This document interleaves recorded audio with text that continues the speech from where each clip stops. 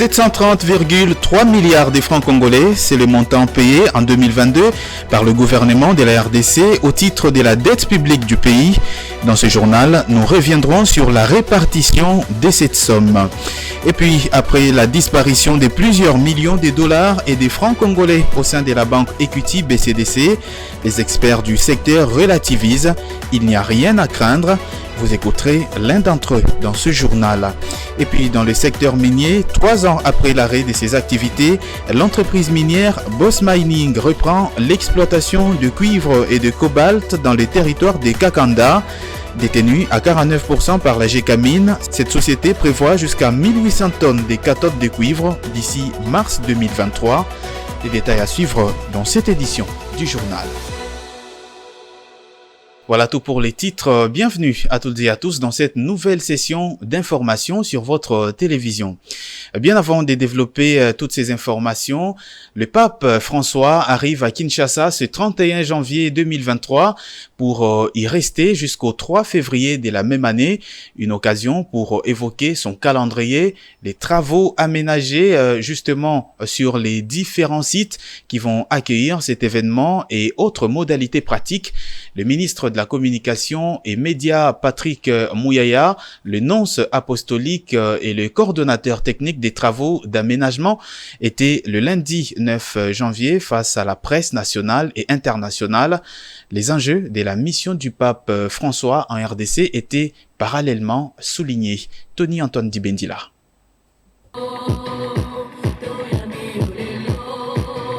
Dans son mot d'introduction, le ministre Mouyaya a insisté sur le fait que la République démocratique du Congo est un des grands pays catholiques dans le monde. Le pape arrive ici 37 ans après. C'est donc un événement historique, a insisté le porte-parole du gouvernement. Pourquoi le pape vient en RDC? Quelle est l'importance de cette visite? Pourquoi la thématique? Tous réconciliés en Jésus-Christ? Autant de questions dont les nonces apostoliques a apporté des réponses. Mais c'est aussi la volonté de montrer la proximité, l'assistance, la sympathie de l'Église universelle pour le Congo.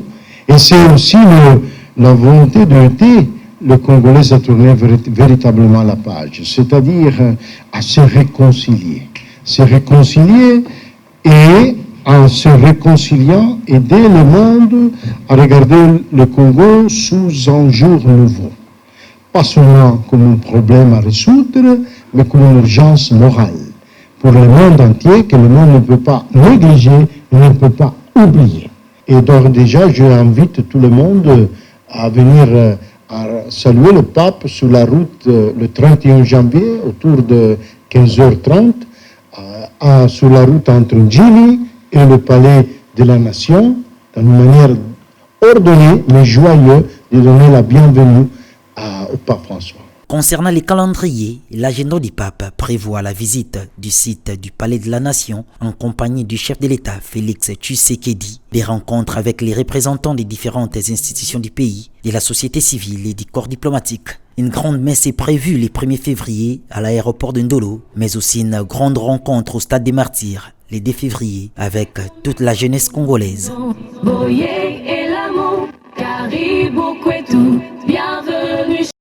Dans ce même chapitre, quant au ministre de la Communication et Médias, Patrick Mouyaya, et porte-parole du gouvernement, cet événement revêt un caractère historique, rassurant par ailleurs que toutes les dispositions nécessaires ont été prises par Kinshasa pour sa réussite totale. On l'écoute.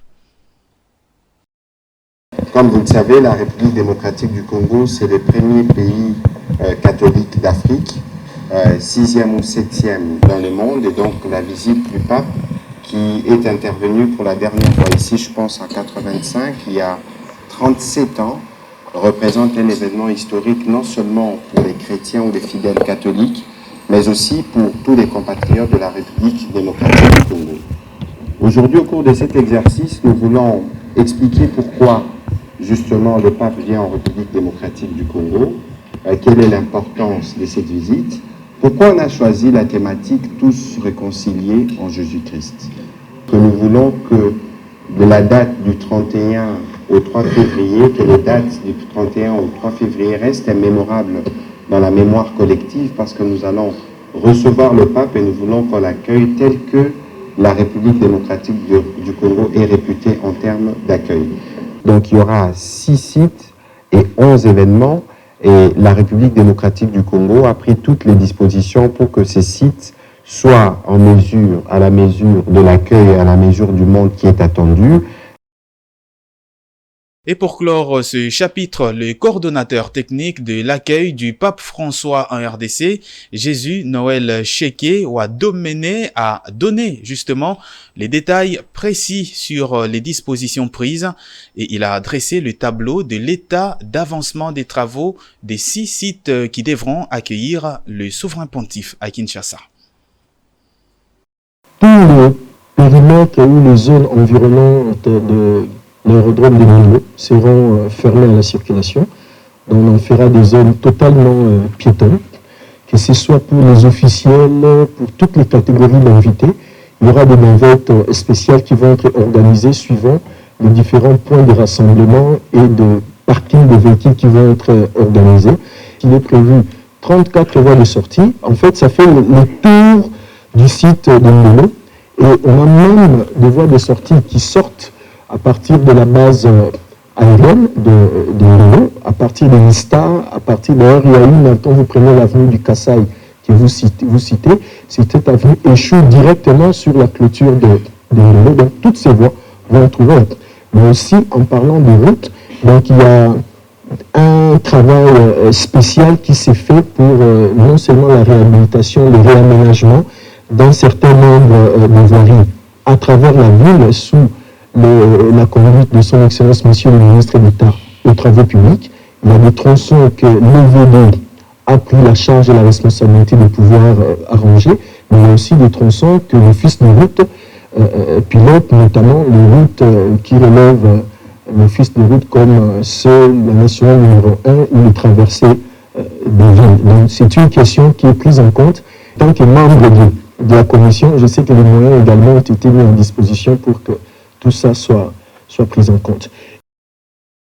Venons-en maintenant à cette information, je l'évoquais dans le sommaire. Après la disparition des plus des 11 millions de dollars américains chez Equity BCDC, l'opinion congolaise est inquiète.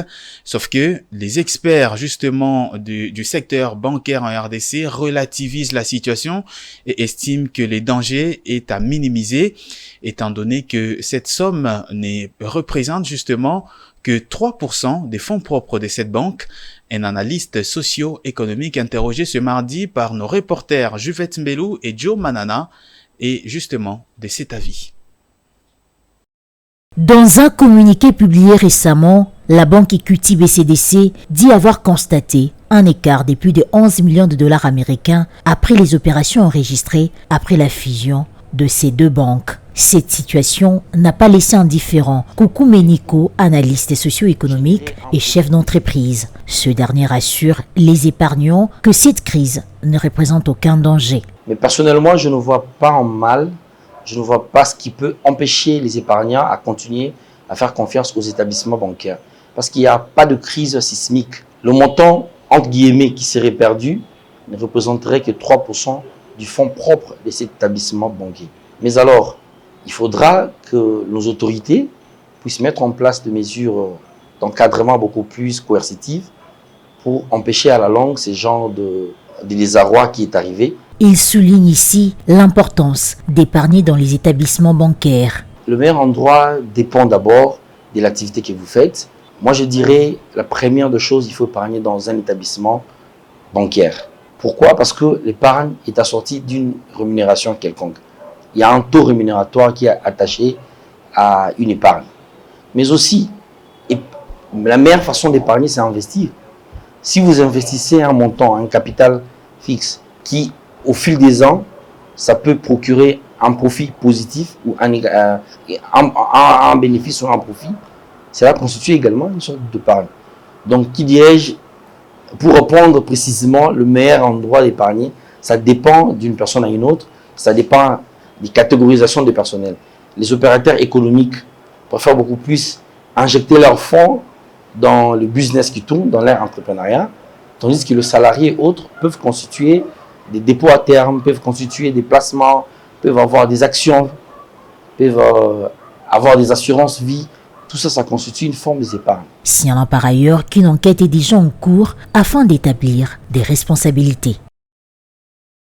Dans le reste de l'actualité, la relance de la minière des Bakwanga, la MIBA en sigle, qui représente aujourd'hui une des priorités du gouvernement de la République, est saluée par le même expert qui propose en parallèle au gouvernement l'organisation d'une levée des fonds principalement auprès des banques pour concrétiser son souhait consistant à rendre disponible 453 millions de dollars américains en faveur de cette entreprise.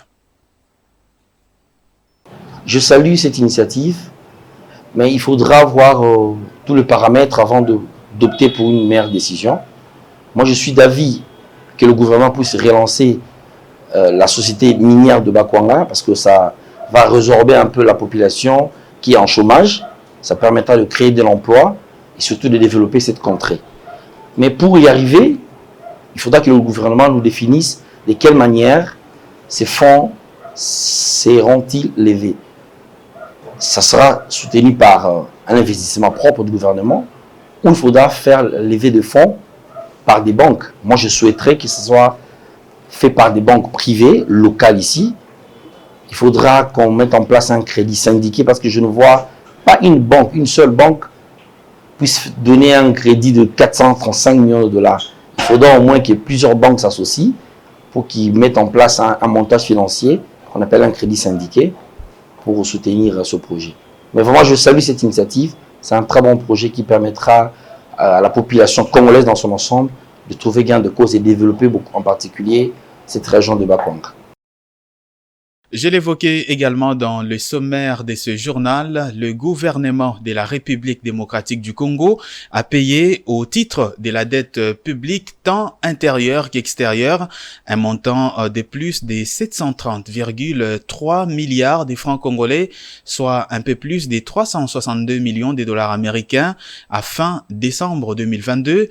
La ligne budgétaire prévue pour le paiement de la dette financière n'a connu aucun début d'exécution selon le rapport sur les états des suivis budgétaires du ministère du Budget. Regardez. Jusqu'au 23 décembre 2022, le gouvernement de la République démocratique du Congo a payé plus de 730,3 milliards de francs congolais pour la dette publique tant intérieure qu'extérieure, d'après les données statistiques publiées par la Banque centrale du Congo. Les bénéficiaires de ces crédits budgétaires sont notamment le Club de Paris qui a été payé à hauteur de 32 milliards de francs congolais contre des prévisions linéaires de 33,8 milliards de francs congolais. Le Club de Kinshasa a quant à lui été crédité à hauteur de 140 milliards de francs congolais contre des prévisions budgétaires arrêtées à 275 milliards de francs congolais. Quant à la dette multilatérale, le Trésor public de la RDC a déboursé 49,5 milliards de francs congolais contre des prévisions budgétaires arrêtées à 235,4 milliards de francs congolais.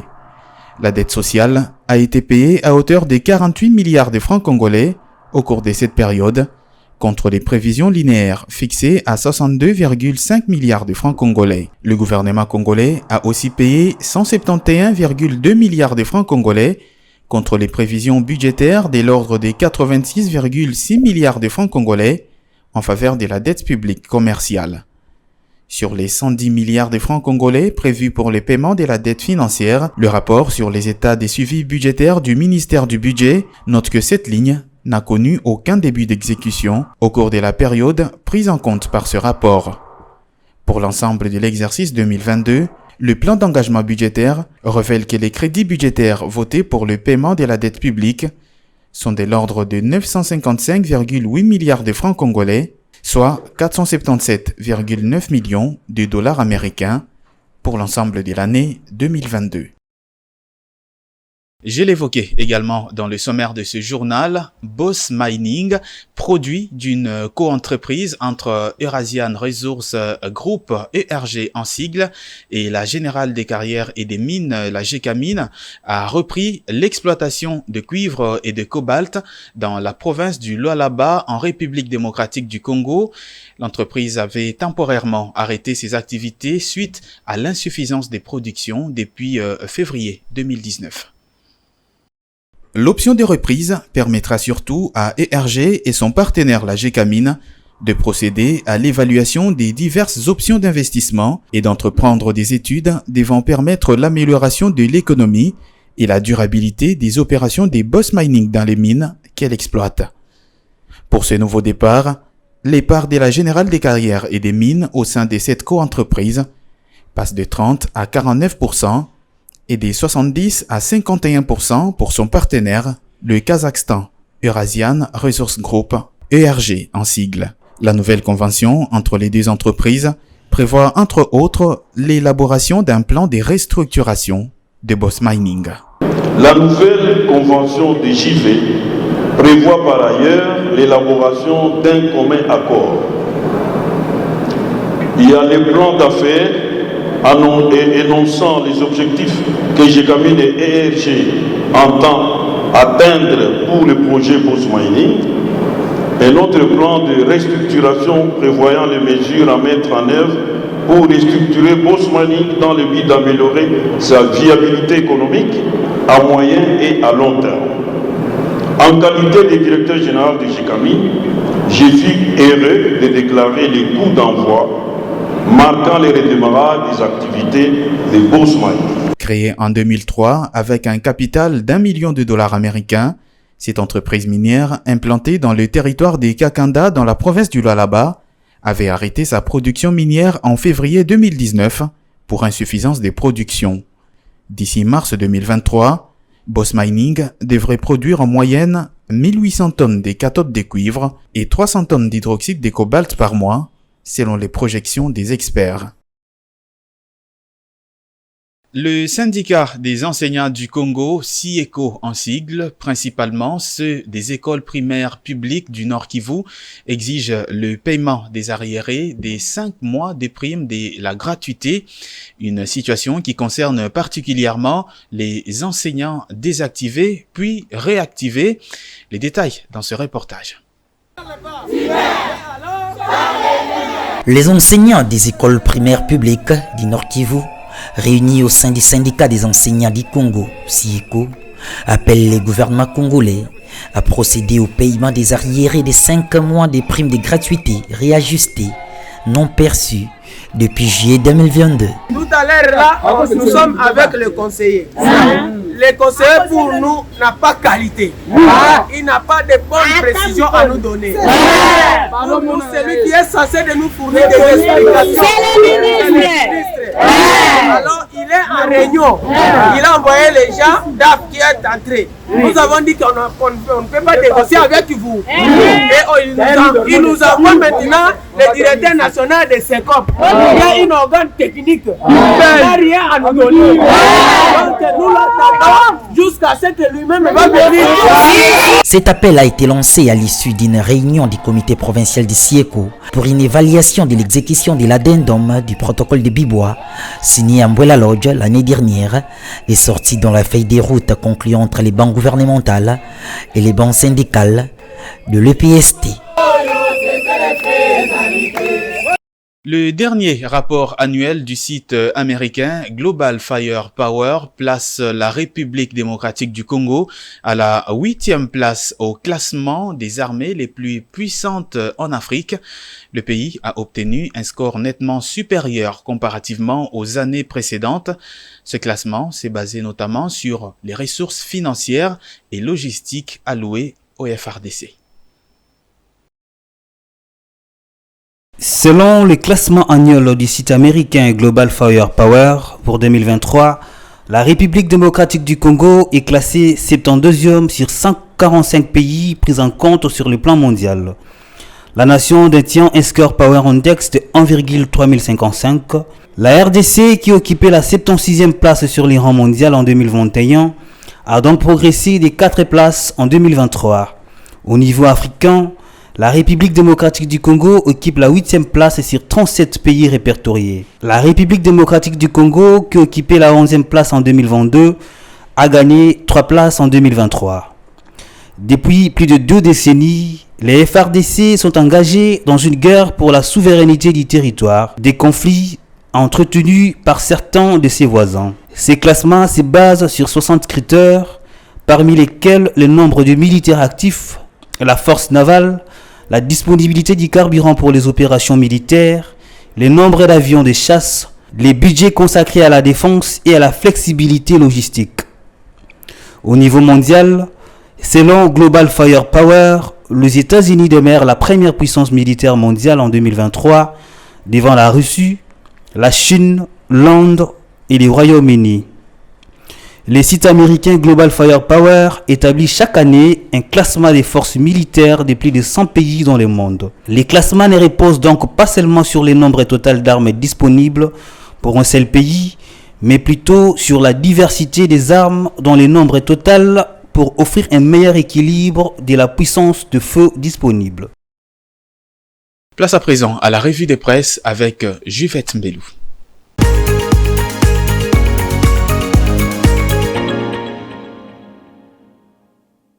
Bonsoir et bienvenue dans cette revue de presse économique. Débutons cette revue de presse avec Nouvelles du Soir qui titre à sa une « Jantini Ngobila frappe fort ».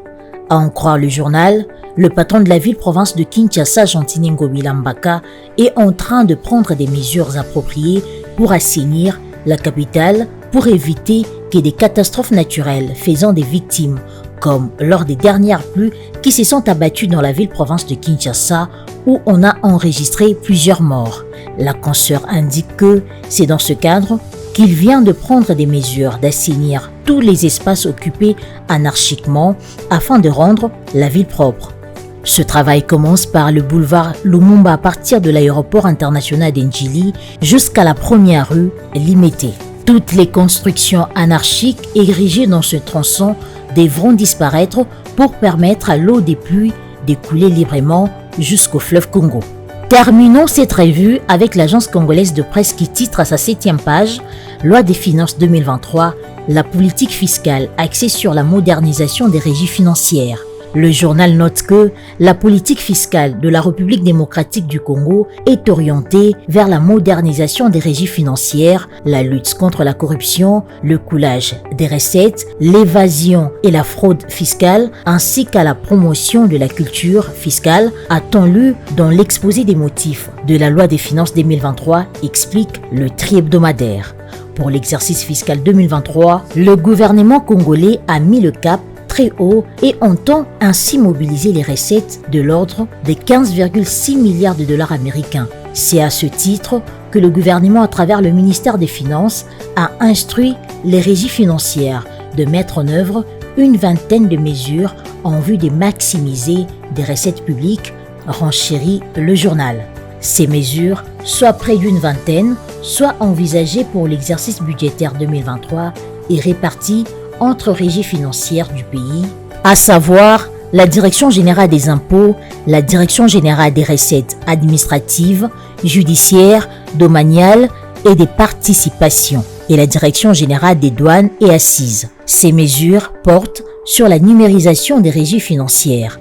En ce qui concerne la DGI, ce document précise que le gouvernement a poursuivi le processus de la mise en place du logiciel de gestion intégrée de l'impôt et la biométrisation des données des contribuables, à savoir les personnes physiques et morales. Fin de cette revue de presse économique. Merci à vous de l'avoir suivi.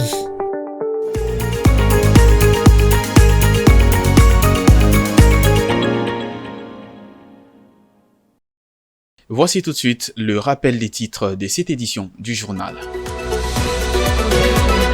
730,3 milliards de francs congolais, c'est le montant payé en 2022 par le gouvernement congolais au titre de la dette publique du pays.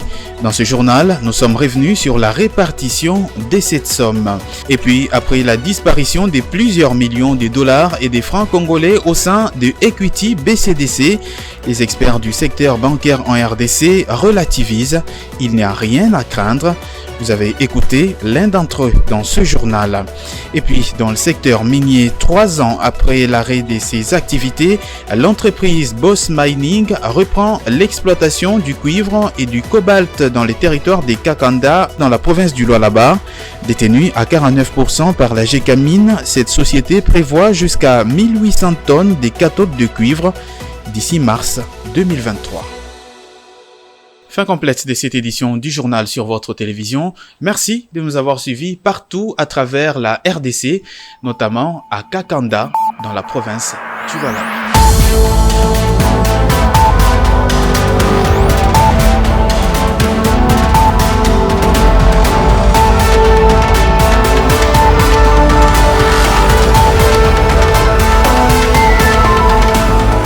Dans une sphère médiatique, essentiellement tournée vers des contenus généralistes, où l'originalité n'a plus sa place au chapitre, où le secteur de l'économie et finance, pourtant poumon d'un État, sombre dans les oubliettes, voici enfin Ecofin Télévision. Économie et finance télévision, votre chaîne thématique essentiellement économique, vous offre un contenu original. Nous traitons des questions monétaires, commerciales, énergétiques, minières, pétrolières et environnementales. Notre créneau, vous proposer des informations, des analyses, des perspectives et prévisions économiques.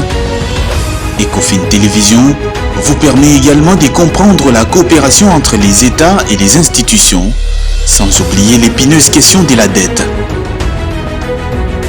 Ecofin Télévision, tout savoir sur les investissements, les échanges commerciaux, la balance commerciale et la balance des paiements, le taux d'échange, l'état des lieux de la lutte contre les détournements des finances publiques, la coopération bilatérale ou multilatérale.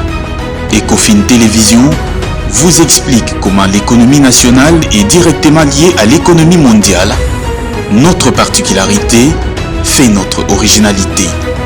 C'est pourquoi nous disons Ecofin Télévision, mieux que savoir sur l'économie et finances, comprendre.